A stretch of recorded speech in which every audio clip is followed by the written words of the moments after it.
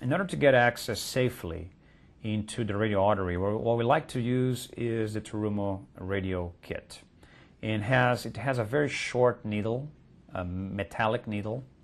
We don't use the Jelco, which is more the cardiology approach, which is a different way to do it. We just prefer to have a single wall puncture if you can.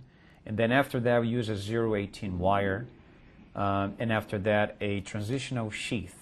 Basically, the concept behind the transitional sheath is the tip is very sharp, so you don't even need to have a nick with a scalpel in the patient's wrist. And you simply slide the sheath, which is hydrophilic, into the radial artery. Here is the most important feature of any device for the access, for any sheath, is the hydrophilic coating.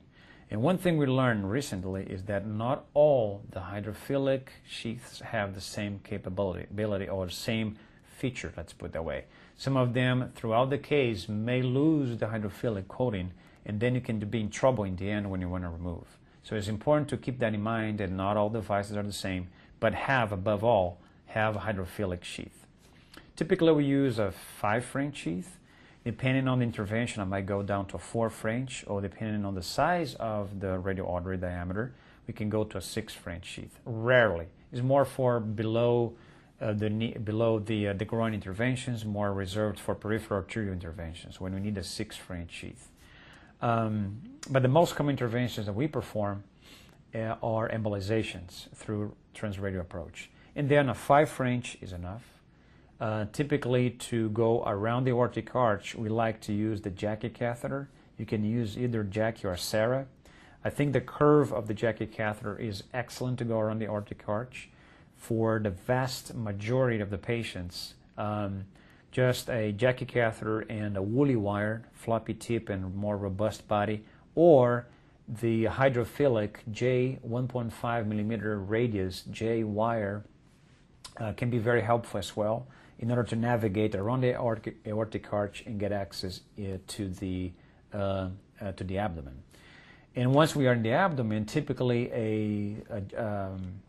the Jackie catheter that is 110 centimeters is enough to get access to the majority of the visceral branches, and then from there you can use a microcatheter.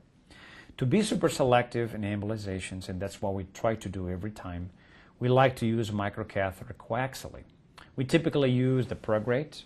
The PROGREAT 130 is enough to perform successful embolizations in the upper abdomen. And what I mean by that is basically liver therapies, upper GI bleeding, splenic embolizations.